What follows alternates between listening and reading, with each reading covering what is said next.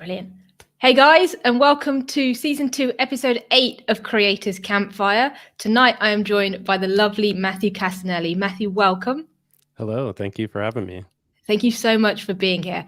Now, I know we were just talking because I didn't quite know how to introduce you because you do so much. So what I'm going to say is Matthew is a writer, a podcaster, a YouTuber, and also a Siri Shortcuts expert, which is a lot. And that's amazing that you cover so much. So in your own words, because it'll be better than mine, do you want to give a bit more background about some of those things and what you're currently doing maybe? Sure. I mean, I originally started out before I got into any of this doing marketing. I was into social media marketing and that kind of stuff. And then slowly I got an interest in technology and ended up working at Workflow, which was the automation app, independent, small 5-person team. And then a few months after I worked there, we got acquired by Apple, and it started this huge, wild journey. I ended up, though, I did want to work for a small company or like by myself, and I ended up in one of the largest corporations in the world with like every layer of management and 1,000 no's for every yes sort of thing, which is totally amazing and was like an awesome opportunity to get to be there for a little bit. But I did want to do my own sort of thing. So I ended up going independent and then doing some app consulting and things like that in the marketing realm that I was still doing. And then around, basically Apple announced that Workflow was becoming the Shortcuts app. And I was kind of like, wow, that's very cool. Like I didn't know about that when I left or anything like that. And so it ended up being like, okay, this is going to be a thing beyond what like it could have been subsumed into Siri entirely, but it's still the building workflows with touch devices sort of situation. And so I kind of realized I could teach people about this because at Workflow, I wrote the documentation. So that was kind of my writing establishment there, and just teaching people, how does this even work? Like I didn't even know until I worked there fully how it worked. So it was very complex and there's a lot to learn, and it's super exciting to me, but also I could tell, like I worked there originally because I could tell it's confusing and people aren't going to just like open it and learn it on their own. And so part of the problem with going to Apple was that I kind of like stopped that process and started doing support once we got acquired. And so even since then, I've been trying to communicate on my own, just like how to use this type of tool, what it means to integrate that into your life, and especially even lately, like what that means in 2020 and the realities of the world today. Along the way, I started a podcast called Supercomputer because I was always into podcasting, listening to like Mac power users originally, and then reading Mac stories along the way. And so I did a podcast, Supercomputer, with my friend Alex Cox, who's an absolutely amazing person. And then after a year, they had some different stuff going on in their life, so we kind of ended that show. But I ended up working. I was asked from my other friend, Micah Sargent, to host Smart Tech Today on Twit, which is This Week in Tech, which has been like one of the original podcasting, even video podcasting networks. And so that's been an awesome privilege to do that for the last year.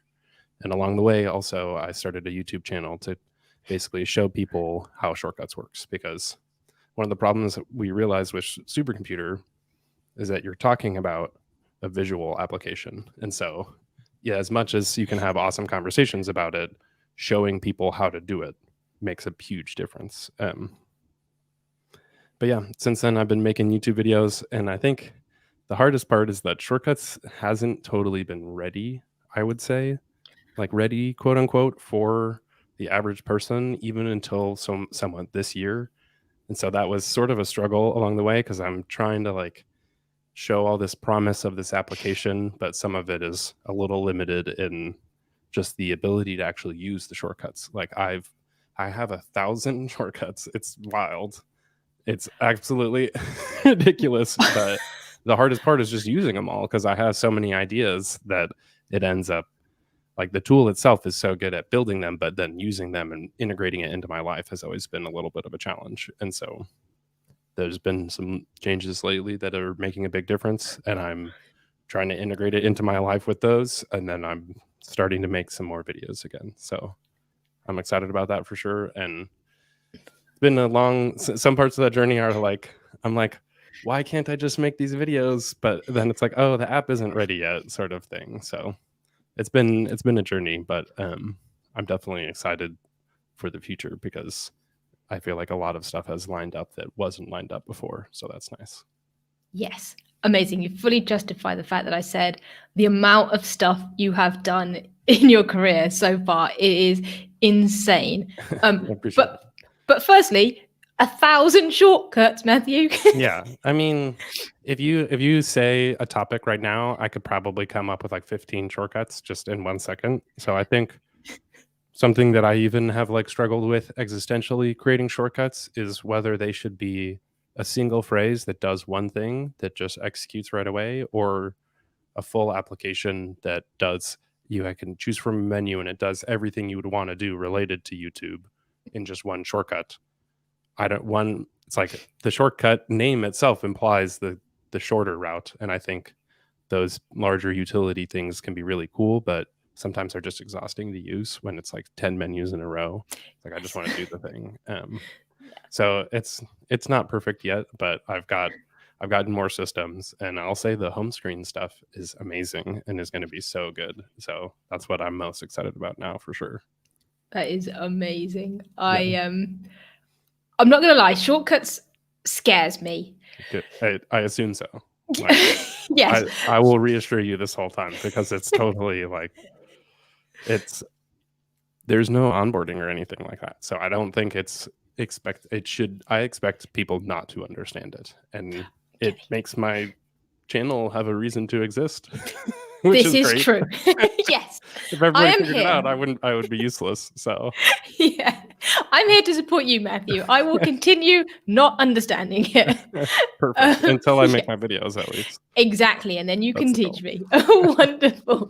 Okay. So okay. Yeah. What I learned from shortcuts is probably from Chris Lawley. Very basic. And I remember setting a few of them up, and then obviously all the new stuff has come out recently. I'm like, oh, these are all useless. I have to change them all. I'm like, oh, I'll just do it manually.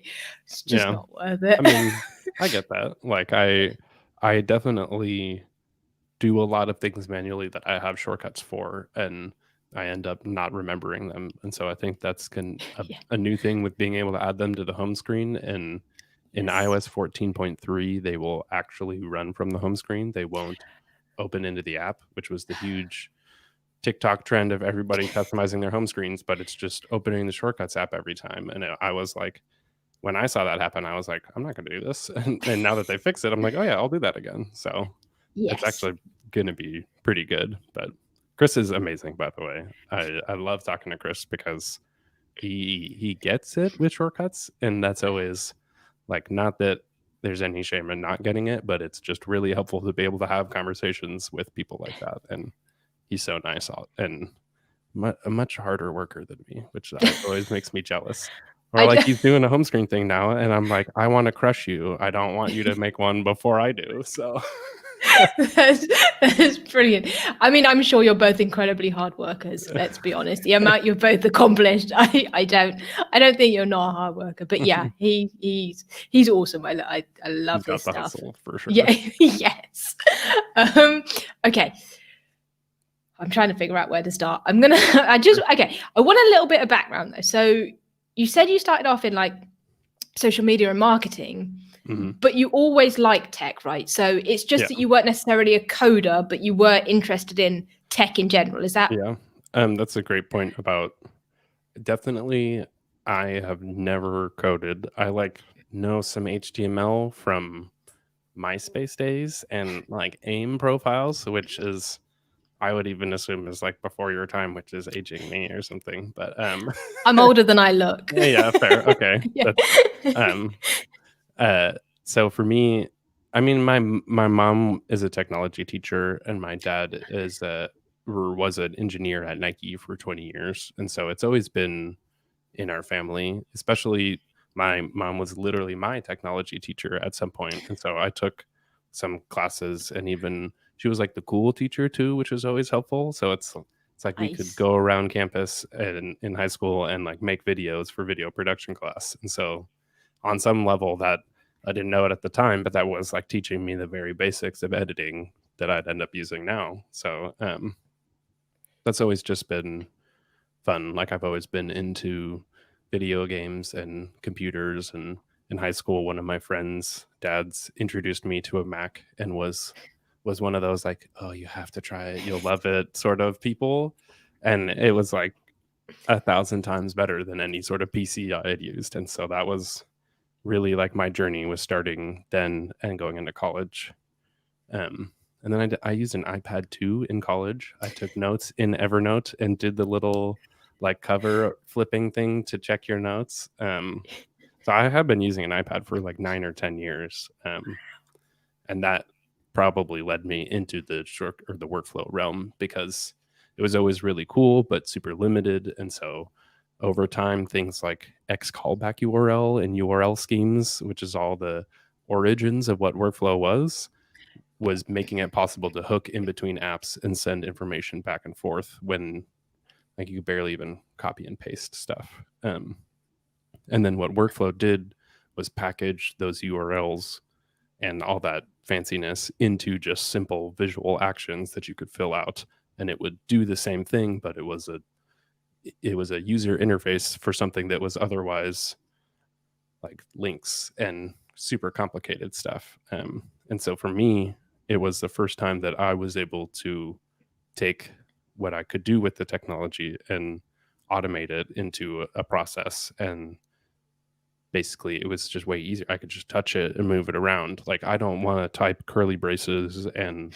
declare variables, even though in shortcuts I use variables every single day. So it's kind of, for me, it's like scripting without the program, or like you even are programming without the coding, which is awesome. It's like getting the benefit of the technology without having to get the syntax right. I think that's a huge thing. It's like you do have to figure out the order of operations and make sure some of the content flows, which is usually where people get stuck. But once you can get past that, I can just create a shortcut in seconds and then use it every single day. And so that kind of stuff is really empowering to me, especially because it's on iPhone and iPad, which are in many more people's hands than Macs. So Yeah. it's so cool. Like I still always just we gotta get excited together, because that's one thing when you're filming a video in your office by yourself, it's like, I'm like, oh, this is cool, but I feel like a dork. And then other people are like, wow, that's amazing. And I'm like, oh yeah, okay. That's like, I do need to read the comments more than, I mean, some of them are like, you didn't blink that entire video. And I'm like, that's just the way I edited it, I swear. It's like, I'm like, hey guys, check out shortcuts. And then it's just like, I don't blink. It's actually so funny. That's amazing.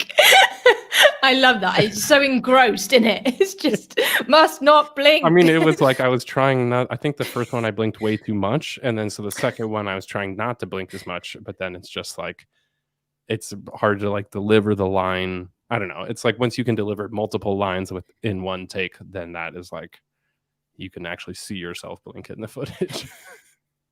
That's brilliant. I don't think I've ever paid attention to somebody's blinking rate in a YouTube you video. notice when they don't is what it is. Because yeah, it's okay. like, I'm like, hey, how's it going? And then it cuts, and then I comes back and I'm still looking at you. And it's like, oh. That is amazing. I'm going to go back and watch them. Perfect. I'll send it to you and just embarrass myself. Love it. Thank you. Okay, that brings us very nicely onto YouTube. So sure. You obviously started this YouTube channel, I guess, to educate people and to share the passion that you felt for these things, and to spread the kind of, hey, look what you can do. So when did you start, and how did that look in terms of, I'm going to start YouTube, I'm going to get like videos up? What was kind of going through your head?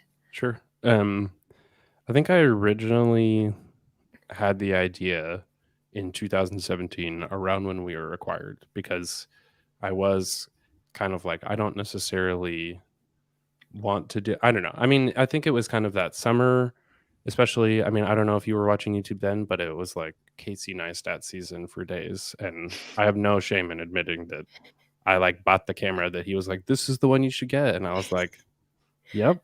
Like, and also definitely like, I think seeing Sarah Dici around those times, she was doing daily vlogging stuff, and it was just cool to see people talking about technology, and especially being very into like the Apple podcast scene.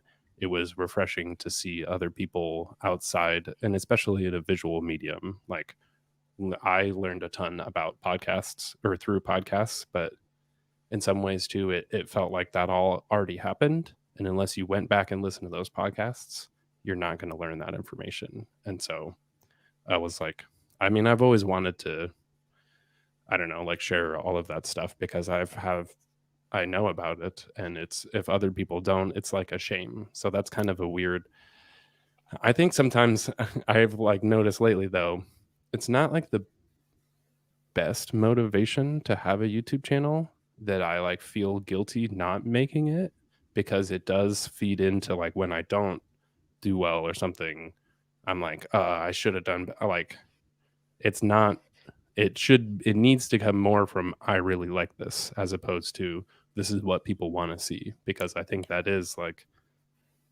an obligation and not just like I want to do what I want to do sort of thing. It's always I feel like every YouTuber goes through a process of feeling like you should be doing things and not, and for other reasons, and then finally coming back to like, I just want to make what I'm interested in.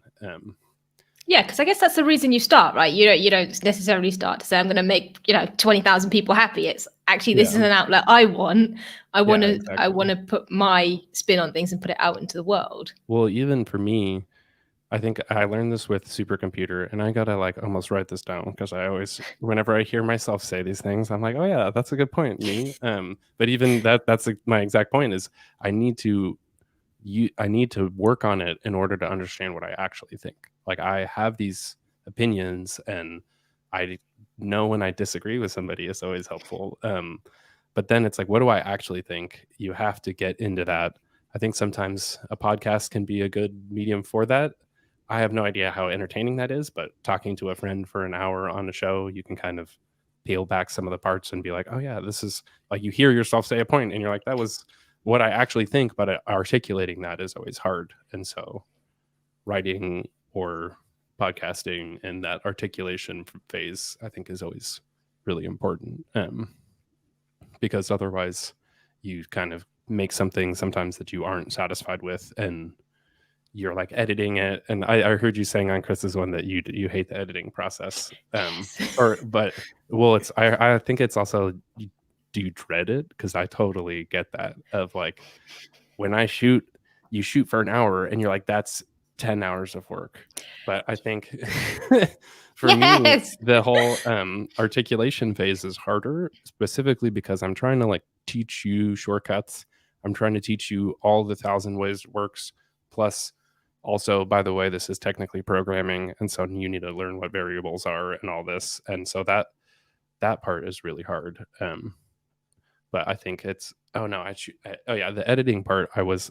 I recently filmed an iPhone unboxing video, and I was like, I edited it, and I was just like, oh yeah, it only takes the time it takes. Not, for me, the articulation phase is an endless realm of just like, how do I even figure out all of this? So the editing part was just like, it actually does just take that amount of time, and you just have to chop away at it. And I think even in doing it, I remembered that it's like, oh yeah, that hour where my phone didn't activate and I got really annoyed turned into a funny bit where I was like, I'm like, and then like walking in and out of the room and then like sitting there. And so it's like finding that the humor and the creativity in the edit is interesting too. But it's a lot harder with educational videos, I'll say, because I have to say it right. And that can be a whole process. But how much pressure do you feel with those type of videos? Because I will say I don't. If people check, I'm always curious how much you know every mistake that you've ever made, I would say. And so like, I'm like, everybody knows exactly how long it's been since I made my last video. And I think I haven't made a lot of videos because I haven't felt like I could communicate it right. And so I don't want to put out a video that teaches you shortcuts wrong. And then you think that's how it works. Because when you teach somebody something, it's really hard to unlearn that if it was wrong. So that's definitely one of the complicated things. But I think I've also discovered that streaming helps me a lot because I can teach people, and then I can I'm definitely not teaching nearly as many people, but I can spend an hour talking about shortcuts and like how I do one thing and get it out and share it with some people. And I think that's the hardest part, is it's like making a good 3-minute video that's like, here's how to learn all about shortcuts, is like, that's insanely hard. So it's not something that I'm even equipped to do yet. And so I think streaming for me specifically has been helping, because I've been just like having that release valve of like, I love shortcuts. I want to teach you about shortcuts all day long. A lot of people only have 3 minutes, but if you do have a bunch of time, like, let's go through it and let's have some fun. So I want to do like we should do a stream together, and I will like show you how to make some shortcut stuff, because I think that's always, I know how I want to use shortcuts to the T. I have 1,000 of them now. So Yes. how other people need to integrate it into their lives is a big thing. That would be amazing. Yeah, that'd be fun. Yeah. Okay, let's do it. Well, yeah, because so when I watch your streams, I'm like, this is great, because yes, you're right, you can watch a video, but it's almost passive. You're like, oh yeah, I can do that, and I'll go off and do it. But actually watching you do it, and I'm going to say make mistakes, but you don't really make mistakes, but you're learning, you're building it together, right? And you can see that. Yeah. Right. And I think that's really good, because when somebody's watching it, it's like, oh, he just knows, blah, blah, blah. But actually, when you see somebody build it, you're like, oh, no, it is trial and error. He didn't get it on the first go. Yeah. And when that happens to you, it's not the end of the world. That's exactly how someone as good as you does it. Exactly. So it's just like knowing over time, I think specifically with those streams, I'm trying to do it to capture those moments where I'm like, oh, okay, so that doesn't work. So instead, I should use ask from input, because that will help me do this. And those are the little bits that I cannot script. Like, you can never be like, oh, while I'm thinking of something, here's a process that I undergo, and so therefore I need to write it this way. Like, so I think what's even streaming or some of the other stuff sometimes is I have to have something else to make videos about. Like, if I'm just making YouTube videos about how I use shortcuts to make YouTube videos about shortcuts to make YouTube, it just doesn't make sense. And so like how I use shortcuts to make a stream or stuff like that also makes sense for me, because it's just, I don't know. I think that's something that a lot of YouTubers end up doing, is you like fall into the realm, whether it could make sense too, but like making shortcut or making YouTube videos for YouTubers because you're learning how to like make the YouTube thing. But I think it's also, that's always a valid, it's like, what are you interested in? If that's what you're interested in, that's fine too. And sometimes those existential questions are pretty hard to answer. So that some of that stuff, I will say, takes time and a lot of figuring out. I mean, I feel like so many times my biggest problem is putting so much pressure on like today and getting it all done, and just slowly realizing this process takes multiple days. I can't just get it all done or something like that. And being okay with that is always a challenge. Yeah, I know exactly what you mean. But you're right. That's the great thing about live streams, is you can go, the pressure isn't the same, right? you rock up. It takes the hour and then you're done or whatever. Yes, so it's brilliant. How much, so obviously you're doing it live, so people are tuning in and watching you do it, and they're with you. So how much input do you kind of take, and how much do you enjoy the input that you get on a live stream? I think it depends. I think you have to account for that, or like plan not to, is part of it. And specifically with shortcut stuff, is like some of them I could do a Q&A thing where it is all about interacting with and getting answers in real time. Other times I've done streams where I have guests, and that's a little bit harder to answer questions in real time versus kind of batching them.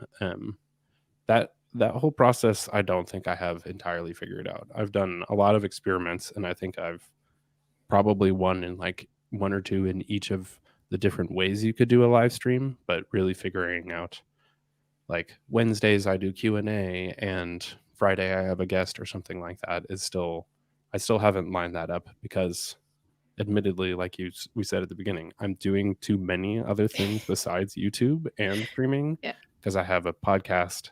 I now have a weekly newsletter that includes, I think a big thing that I always forget to account for is making shortcuts. I'm not just making a video about a thing that I just unboxed and can talk about. I have to spend 3 hours making a good shortcut or something like that. And so I couldn't do it every day, at least at this current state, because their stuff just takes time too. Like me understanding how a new computer or something like that integrates into my life. Like I personally can't review something in under like 2 weeks because I don't trust myself. Like I don't trust my opinion. And then I'm like, oh, later I'm like, actually that wasn't as good. I just thought the new Macs were cool. Like that happens all the time too.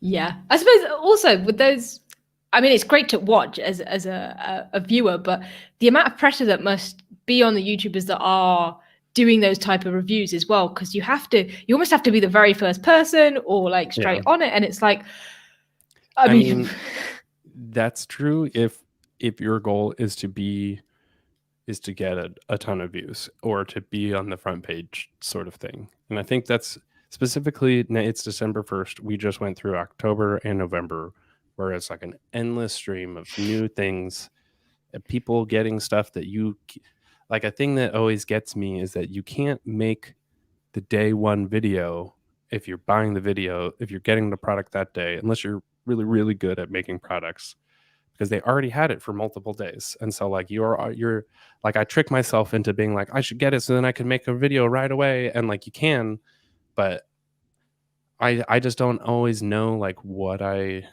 like.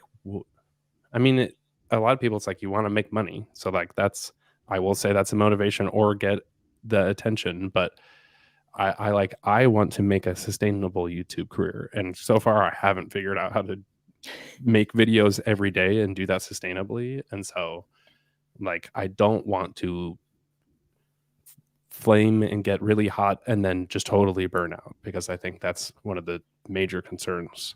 Even just like I'm 30, so like I can't just work all night long. I also like live with my girlfriend, so I do like have a relationship with her and want to spend time, and so I can't just like work all night every night. It's just not how I operate. And so I think that's just always a concern for me is sort of just like, what do you even do? Like, why do you want to do that? It's like, do you just want to get views, or do you want to help people learn a technology that they can use for the rest of their life or something like that? And it's easy to get caught up in the hot video of the day, but like getting to the point where you're able to make those things is not where I'm at. And so it's almost a distraction to like pretend that I'm Peter McKinnon or something like that, like, because it's not at all. And it's just being realistic. I mean, I think I'm not trying to like say that you couldn't too, because I think sometimes when you are watching those videos, it's like there are only 30 people or something like that get that many views. And so if you can make a high quality product that is entertaining and has a great thumbnail, is usually a huge part that I undervalue, then you can, and timing lines up, sometimes you can just like hit that. So a lot of times it's about YouTube knowing what your channel is about, because then it can properly serve it to the right people. Yeah, but I think I love that about like you and the channel is it's not about anything else. It's genuine. You can see the passion and you can see what you want to get across. And it's not like, and I'm not saying that other people are, again, like you, it's not like there are, I'm sure, people that are just out for the money, but a lot of people are just doing them, right? And if it happens to be amazing, like Peter McKinnon, then that's cool. But your channel is amazing in its own way. It's not any less amazing, right? You are. Exactly. And I think sometimes, especially with YouTube, the thing that seems like a trend even since 2017 is I don't remember who I said this, but they were just like, YouTube is about you. Like, it's in the name. Your videos on your channel, I mean, unless you have a channel like this is for your podcast, and so that makes sense that it's aligned there. But a lot of people have adopted just putting their names. It's like it doesn't say MKBHD anymore. It says Marquez Brownlee, and it's like about the people. And so I think that's something that's hard to internalize, especially if you like. I think I'm also in a weird situation with YouTube, and that's kind of what I was saying about like I feel like I should do this because I am like the shortcuts guy. Like I worked at the company, and so people have a very easy reason to watch my videos is because I am like the authority on YouTube about this stuff, and so that is like a pull, but it's not the push from myself of like this is really what I want to be sharing in a certain way. So like me doing only shortcuts, I think, has been a problem because I do more than shortcuts. There's a lot more that I'm interested in. And so just kind of going for the same thing every single time, I just like ran out of creativity there. Definitely at the end of or I guess it was this year. I don't remember what time is anymore. But yeah, this was terrible. The timing of, I mean, obviously 2020 is just dreadful, but it was like I spent all of February trying to work on a video for the app Fantastical, which had already come out at the beginning of February. So I was already like being like, it's too late and it's wrong. But it was just entirely like one shot and a top down edited between both. And it was just nothing. I just didn't care about it. It was just like, here's an app. And it was just like, what am I even, I just feel like I should be doing this, and it wasn't creative and it wasn't interesting that way. And so I just like stopped because I was like, I was like yelling in my office being like, why am I getting this right? So that was just like not fun. And I've since then, like the iPad Magic Keyboard has come out, shortcuts have gotten folders, and now this whole add to home screen stuff is going to be really cool. And so I'm really excited about that. I feel like half the time I pretend that I only work from the iPad, but I've done every podcast, live stream, and video from a Mac for the last 3 years. And so I think sometimes I'm like sitting on my iPad being like, why am I not making a video? But like it's over there sort of thing. And so that like Chris does have it almost easier because he's all in on iPad, and I'm like trying to figure out how to use both while like feeling like people want iPad only stuff. And so that's been a whole existential thing. But again, it's like, what do I want to do is what really matters. It's you're in charge of it. So yeah. And again, you can see that when you are doing what you really enjoy, because it comes across so well. Whereas you're right, if you started filming content that, you didn't believe in or you didn't want to do, I think it would come across and it just wouldn't have the same kind of like greatness about the video and your enthusiasm. So I appreciate that. I think I will say I've done a good job of putting out the videos that I enjoy. And I mean, not all of them I'm super proud of. I still made a lot of beginner mistakes and things like that. But I think the part that isn't great that I will say is like sort of a regret is just trying more on things that I didn't necessarily wasn't comfortable with, but instead I just didn't do it, as opposed to like I still do think the stuff I put out has been high quality, but I just haven't put out a ton of it. And so I'd rather have more and not be so like perfectionist about it because people want to learn about shortcuts still. And I still feel like I'm like 1% done, and there's so much more. And so I've only put out 20 YouTube videos, so it's not a whole lot. But the streams, I think, have been at least making me feel better about it. Yeah, no, I totally am with you on that one. But actually, that's a good point. That's the other thing I wanted to ask you is you have, I didn't realize it was only 20, but you've got 20 videos, right? And yet you have 26,000 subscribers. Yeah.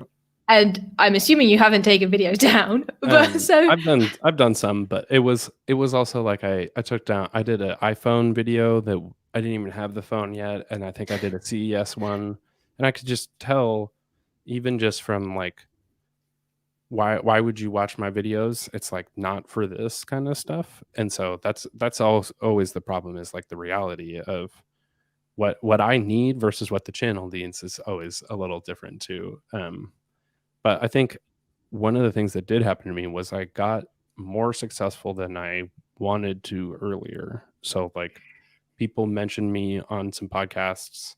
I will like forever owe Renee Ritchie, because anytime I'm into stuff, it sends a bunch of people my way. And so I think I wish I had more time to make videos before I got subscribers. Like I did get a large chunk right at the beginning before I knew how to like use my microphone properly or something like that. And so that toiling and obscurity thing like has benefits because you learn the process, versus I feel like I go through a full process to make that Fantascal video and trash it because it wasn't good enough for how good it should be in my mind, or because I have that many followers or something like that, and because I want to have that high level of quality. So I think but it's like I've made 100 podcasts since then. Half of them have been live also, which is another challenge. I've launched an entire membership program and built 1,000 shortcuts, and like building that whole website thing was a challenge too. I know how to stream. I know how to produce videos. So I think that's I feel like I've knocked down a lot of those things, and it's like properly communicating shortcuts and just like making what I want to make, I think is the biggest thing. Especially like I said, those last 2 months you're like, I should be making videos about this, or I'm like, I could make a Xbox video but like what? I don't know. Yeah. So getting distracted, and it's just like time. Like I said, I'm doing all those other things. And so I put too much pressure on myself to have made a video seconds after I just recorded a podcast that does take energy and focus and things like that. So I think sometimes it's just like, it's okay. It's like you need to just like not stress about it as much and just like have fun. And that's always like, I hear myself saying it, and when I hear that, I'm like, okay, shut up. I need to just make videos. But it's like, you do have to get that self-inspiration and just really want to be working on something you're interested in. Yes. And you also do an insane amount. So I think you just need to be like, yeah, I got this. I'm doing pretty well, right? I think it's also like life happens. The pandemic happened this year. I will also say, right before I started my YouTube channel, my car got broken into, and my laptop and my drone were stolen, which was both, I mean, like a financial hit, and just like I wanted to do drone stuff and couldn't there. And so I think I was always holding on to that. Or then a couple months after I started my YouTube channel, my girlfriend is from Paradise, California, which is the town that caught on fire in those major California fires. And so like they lost their house entirely, and that affected me a lot in ways that it's not easy to tell that it's affecting you as you're in it. And so that was definitely hard. Or like Shortcuts itself has a lot of bugs, and I think that's kind of why sometimes I'm saying it's like it wasn't ready yet, because it's a app by acquisition, and so the Apple didn't build it. And even then, Shortcuts touches every single part of every part of the operating system, and so it's prone to lots of bugs, and still has them to this day. Or like 2 weeks ago, I had to resort all of my shortcuts twice. That's a lot of work. That is like 25 hours of work. I would say I'd spent 150 hours organizing my shortcuts or more in the last couple of years. So like there's a lot of I'm like, man, why didn't I make a video? And it's like, because I can't even use the thing. So it's like, I blame myself for like the environment around me, and sometimes acknowledging that those things are happening and doing what you can and just moving forward on stuff makes a big difference, as opposed to being like, I should be doing better. Like, yeah, there are circumstances, right? They're out of your control. You can't do anything about it. And the fact that you're carrying on is great. You haven't just gone, forget it, right? You've gone, okay, look, it is this, and let's move on. Yeah, exactly. So, okay. You always have to get through it before you can look back and be like, oh yeah, like, but that's the worst when you're in it and you're like, like. Yes, hindsight is a wonderful thing. Yeah, exactly. And it's even easier when it's not you. So I'll just, sit here and be like, yeah. Sure. Right. Okay. So you've touched on the other amazing stuff you do. So I want to talk about the podcast.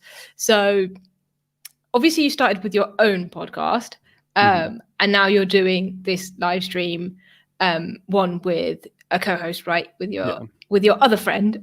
So how do they differ, and not which one do you prefer, but in terms of like learnings you've maybe taken from the first one into the second one, and how you've used that experience to your advantage? Sure.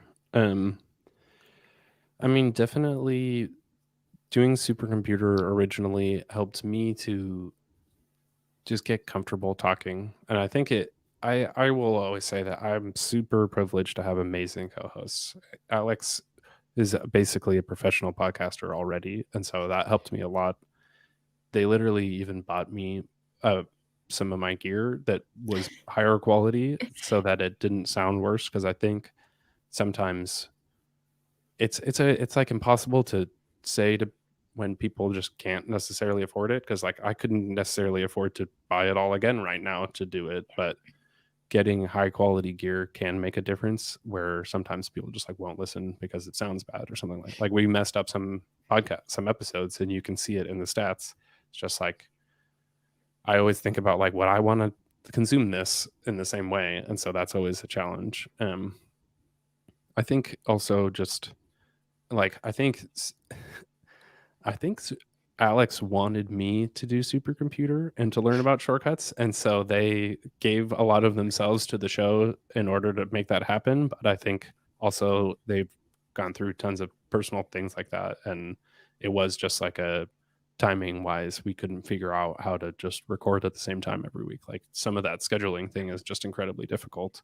It helps a lot that for Twit, Micah, it's his job to do podcasts, and so he does it during the day, and so I can do it during the day with him, as opposed to two people who have full-time jobs and you have to figure out after work and editing and all that. So that's a challenge too. I mean, doing Smart Tech Today live has, I think, also helped me prepare for live streams a lot more. Like at one point, I don't know, it's really easy to forget that you do podcasts sometimes and just be like, oh, I've done it every day for the last year. Is takes work and focus and effort. I think Twit has like a procedure, I think, that helps more, where it's just like, especially the show is news and then a project and then picks of the week, and so there's kind of a format that's easier to fit into, as opposed to Supercomputer was just like, let's just talk. And so that was, and it's also like hard to prepare for a show outside of the show, as opposed to like if you can record for 2 or like have a 2-hour slot and record for an hour and prepare for the show. Or like, I think that's a big thing that I wish I could have done more with Supercomputer, is like understand, here's what next week's show is going to be about. I'm going to be preparing for that, as opposed to kind of making the show about what we've been doing and more retro. Like, I don't know. Like, I think a lot of Supercomputer ended up me being like, I'm trying to work on this stuff, but some of it didn't necessarily work out as much. Yeah. And so we had really cool conversations, but pushing it forward with the actual like productivity projects thing, I didn't do as good of a job with. And I'm not editing the show either, so Smart Tech Today gets edited, so that helps a ton. As I like prepare the material.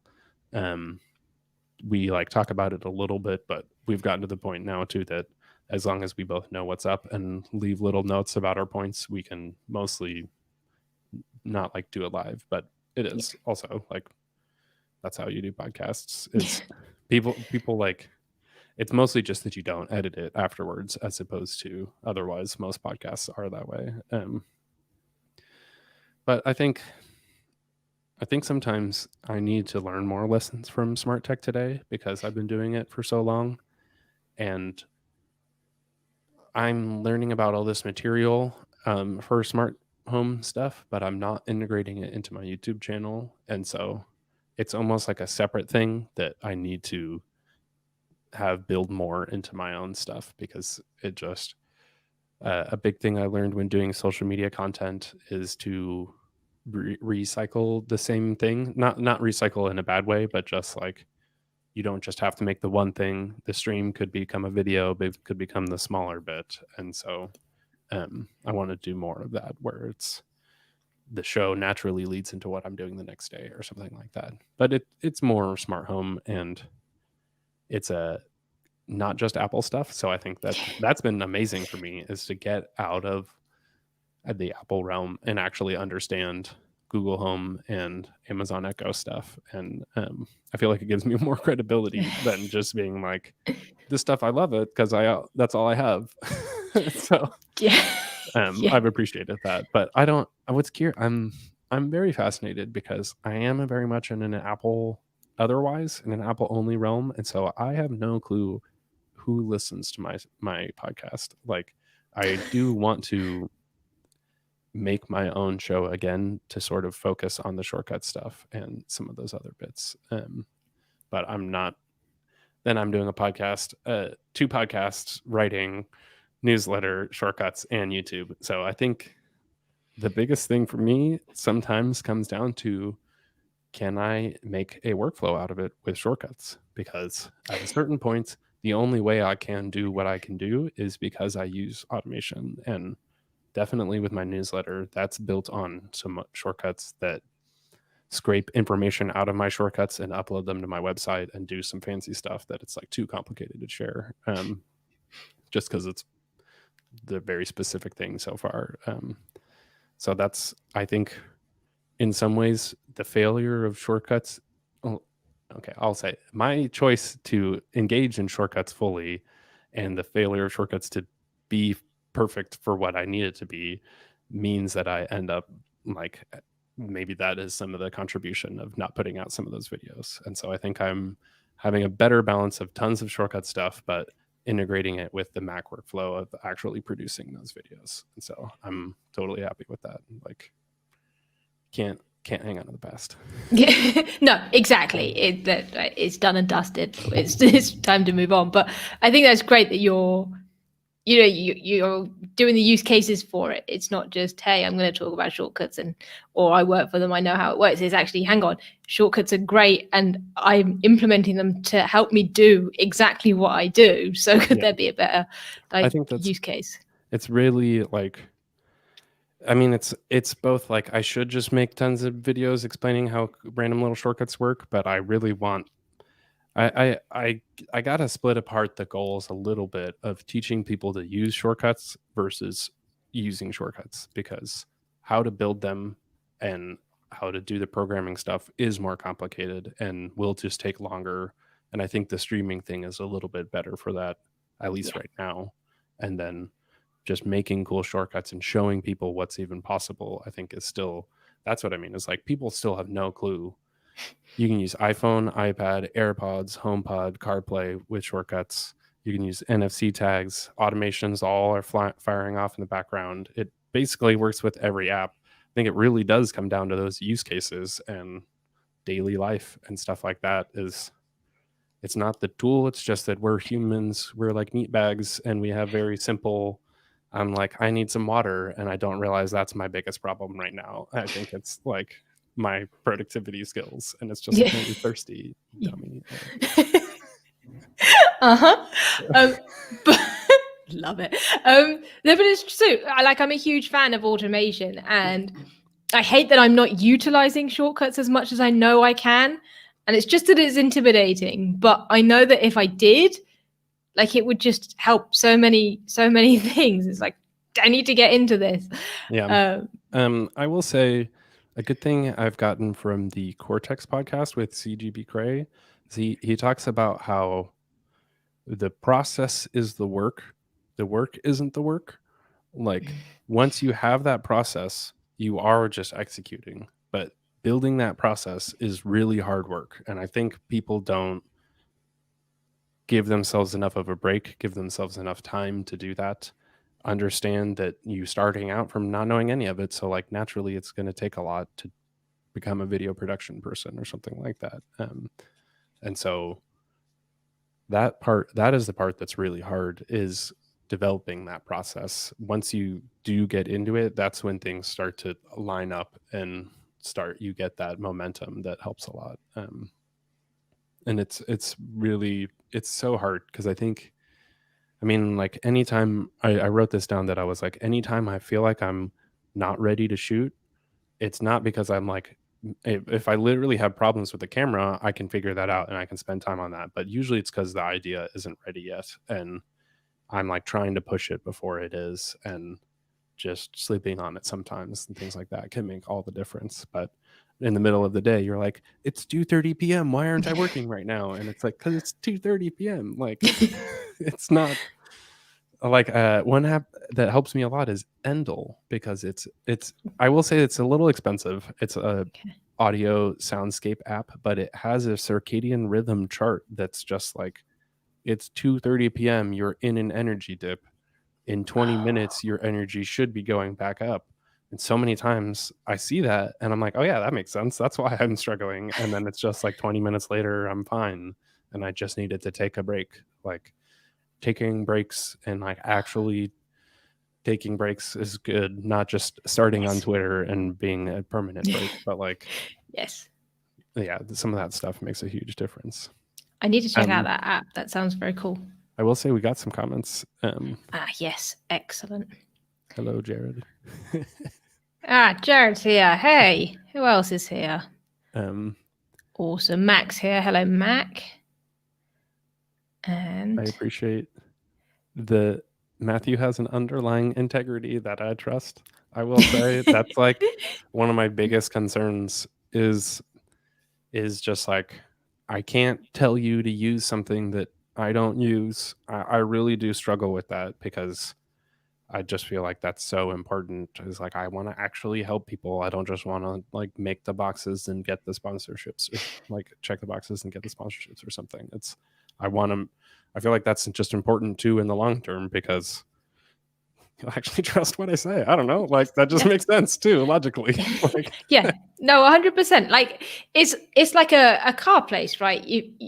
They'll always just charge you for a load of crap. But actually, if you know you could trust them, you're happy to go there, and whatever they say, you're like, you know something, I trust you. Do what you need to do.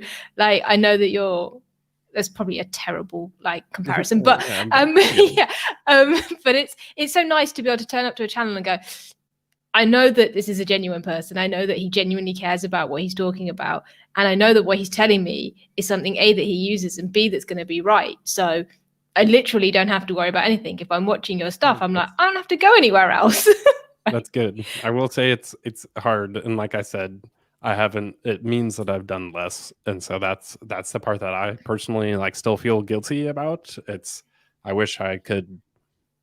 I think when I first started out, one of the things that I said, like the biggest shame is that I just don't know how to make videos already, because I could, like, if I did have a whole entire team to edit them and stuff, I could be like producing it more. But I think it's a lot of just like, I mean, it does ultimately feed back into, I'm trying to use shortcuts and technology to live my life and not just have money to do it. So like, that's kind of the point of my channel, is to the personal side of it. And so that I've got to go through the struggle. Yes. Right. I wish I could just skip it, but actually that just reminds me of a point, because I'm like watching your earlier videos and like, to me watching, they're still great quality, and then you're saying things or like popping things up the screen saying like, oh, I'm sorry this, I'm sorry that, I'm still learning. I'm like, this is 10 times better than something I'm doing, right? Like, I don't know what you're on about. This is great. So you've already started if you're off. watching that live stream, there was one where I was just like, oh god, because it's like my camera's dying, and live it's just like your brain. So I mean, especially like, I will say, when you do have followers and you go live to a lot of people, I feel more pressure. Like, I love going live on Twitch because I have no followers, and it doesn't matter if I like it. Not that it doesn't matter, but when you're like, I just wasted a collective like 800 hours or something like that, it freaks me out more. You've just freaked me out. it's like you're choosing to watch it anyways. So I don't know. It's Yes. it's weird. No, but I'm just saying, like, I think podcasts are a whole different thing. Like, if you watch any of my guest streams, that's way easier for me because first of all, I've done 100 of them on a podcast, and you could just talk with somebody versus like it feels like every second has to be filled with air when you're live, and so that's a whole story. Yes. Although you did inspire me that I could do a solo podcast, not a podcast, a live stream, because I was looking at your setup and I was like, okay, you know something? Yeah. I like this. I will say it helps me that I am like an expert at shortcuts, and so I don't actually have any problem talking about it because I know the material so well. So that is what helped me. But I think live, a lot of people think is so much more pressure than it should be, especially if you're talking with somebody. Like, Yes. I think, and if you have something to talk about, then you can go live too, and that's fine. I think just like planning it is important. I kind of struggle to plan live streams because it's kind of is like I'll figure it out, but then you need to have those pillars to move through also. Yes. Yeah. Yeah. And I see some comments joking about how they need an explanation of shortcuts on the iPad. I guess shortcuts were ready for only you and Chris Lawley this year. The rest of us are trying to catch up. And also, Drew wants to explain how Siri is still better. And I will say, the part about catching up is totally true because it's now better for me to make the videos so that you can learn it. And that gap, I had to realize that gap had to exist for me to really understand how iOS 14 even works. And so I'm there now a little bit more. So definitely I'd say like I mean it's always hard to be like, oh, I'll do a bunch in the next 3 weeks, but definitely by January I think I'm going to be putting out the regular stuff so that you guys can learn more about shortcuts, get better examples, and having it on the iPad and all that, or like the Siri stuff with HomePod. It's all that is I'm like rejuvenated there too. So that's exciting. Amazing. Okay, that time has absolutely flown, and geez, that went fast. Okay, so I had a few more questions, but actually, let's wrap this up because I'm sure you have a life. I have time if you do want. I have one question that I want to sneak in. If you were to do it over again, what would you do differently? With YouTube specifically? Or just everything? Just kind of the whole, everything, I'd say. I think with YouTube specifically, I think I would make more videos that weren't just about shortcuts. I think this whole time I've known other tips and things like that and gear type videos that I've had available, but I just felt like I should do the shortcuts thing first, or that's what people wanted. And I like forgot that I just like those things. And if I'm interested in it, I can make a video and keep going from there.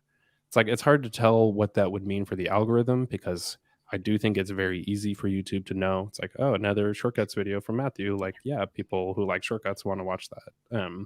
So I'm not necessarily sure there, but I think that's kind of comes back to the like it is my YouTube channel is about me, and so like I'm the one that gets to make that choice. I need to stop letting other people make that choice for me. I think that is like a lot of it. Instead of pulling out my hair trying to make videos on something that wasn't ready for it yet, should have just made other videos and other stuff as opposed to like waiting, like not like waiting around, but I don't know, like pacing around my office and being like, why can't it's like just go switch something else and come back to it. And then that's just like sharing more. And I think because once you get into sort of that rut, you can kind of like stay in it, and just getting out of it makes that big of a difference. If I wasn't just feeling like I hadn't provided value for people on my channel, then I would still be okay with it. So it's kind of like I got away from it and then got stuck there, as opposed to just like moving along and doing something else while I'm waiting for that to happen. I think that's really like I basically went full-time too soon was part of it. Like I didn't have the production process down, and so in order to feel like you should be spending 40 hours a week doing this, is like I didn't have the energy or things. So doing 20 to 30 was appropriate and not a shame. And I should have been okay just going and reading a book and doing other stuff. It's like not taking time for myself, I think, has been one of the biggest problems, because you're like, oh, I can't break now because it's night, so I have to go do the work to get back in there and stuff like that. And you can kind of psych yourself out. So Yeah. it's just like talking to more people. I should have talked to Chris sooner because he's awesome. And just connecting with other people who understand what you're going through is really important, because you can have a conversation with your friend, but if they've never done it, they don't necessarily get it. So that helps too. Yeah, no, I think they're all great points, and actually a really good message to end on, because there are a lot of people that could find themselves very easily caught up in some of these situations, especially if they're kind of getting into YouTube or anything. It's so easy to get caught up in numbers, or what other people are telling you in the comments, or other people are saying you should talk about. And actually, it's just like you said, and I love the bit that you said about it's YouTube, it's about you, it's in the name. Yeah, exactly. So just remember what you started for and stick to that. And I think that's an amazing message. It could change too over time too. Like maybe you wanted to be famous, but it's like really you just want to, like sometimes it's like I want to make a video for my friend who wants to learn about this, but is being stubborn, and I know it all. I'm like, I should just be like, hey, like John, this is for you. And like I like that. Maybe I don't have to put that in the final video, but just still that mentality of making it for me and for somebody that I care about can be a lot more important than X number of people that feels fake. Yes, 100%. Brilliant. Matthew, thank you so much for doing this. Do you want to tell people where they can find you? Yeah, thank you so much for having me. It's been a pleasure. You can find me on Twitter at Matt Cassinelli, and it's CASSINELLI. And then it's Matthew Cassinelli on YouTube and MatthewCassinelli.com. I have a Siri Shortcuts membership. So there's the shortcuts catalog I made has 400 free shortcuts that people can just get. Yep. I documented all 300 actions that are in the Shortcuts app so that you can go in and look at that without physically being in that app. And then the membership, and I have like a newsletter to go along with both of those. You get new shortcuts every week, and there's a bunch of exclusive stuff too. So I'm definitely trying to, it's kind of like a secondary place to learn about shortcuts along the way, and literally just learn about them on the pages itself, as opposed to always having to watch a video or something too. Which is great fun as well. Yeah. And then I guess my podcast, Smart Tech Today, is wherever podcasts are found, or that dumb line, but yes. It's on Twit, so that's a lot of fun too.